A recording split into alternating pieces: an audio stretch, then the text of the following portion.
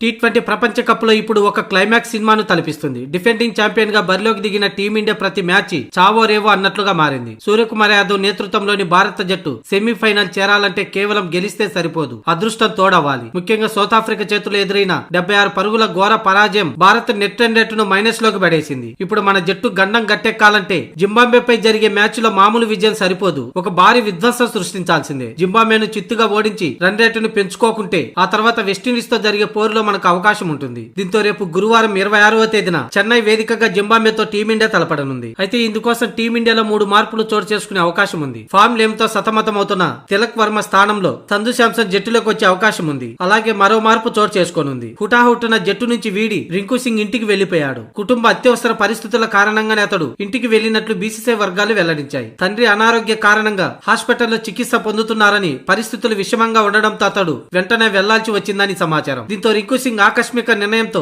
గురువారం జింబాబ్వేతో జరిగే మ్యాచ్ కి అందుబాటులో ఉంటాడా లేదా అనే సందిగ్ధత నెలకొంది. ఫినిషర్ గా మెరుపులు మెరిపించాల్సిన అతడు ఈ వరల్డ్ కప్ లో విఫలమవుతున్నాడు. ఇప్పటికే తన తండ్రి అనారోగ్యం కారణంగా అతడు మ్యాచ్ పై శ్రద్ధ పెడతాడో లేదోనన్న అనుమానంతో అతన్ని జింబాబ్వేతో మ్యాచ్ లో ఆడించే అవకాశాలే చాలా తక్కువగా కనిపిస్తున్నాయి. మరోవైపు ఈ మ్యాచ్ జరిగే చెన్నై స్పిన్ కు అనుకూలించే అవకాశం ఉండడంతో రింకు స్థానంలో కుల్దీప్ ని తీసుకునే అవకాశాలు ఎక్కువ. ఈ తరుణంలోనే అతను ఇంటికి వెళ్లిపోయాడు. ఇక మరోవైపు వాషింగ్టన్ సుందర్ స్థానంలో అక్షర్ పటేల్ తుది జట్టులోకి వస్తాడు. మొత్తంగా జింబాబ్వేతో జరగబోయే డూ ఆర్ డై మ్యాచ్ లో ఈ 3 మార్పులు చోటు చేసుకునే అవకాశం ఉంది. తిలక్ వర్మ స్థానంలో సంజు శాంసన్, వాషింగ్టన్ సుందర్ స్థానంలో అక్షర్ పటేల్, రింకు స్థానంలో కుల్దీప్ యాదవ్ లతో మార్పులు జరగనున్నాయి.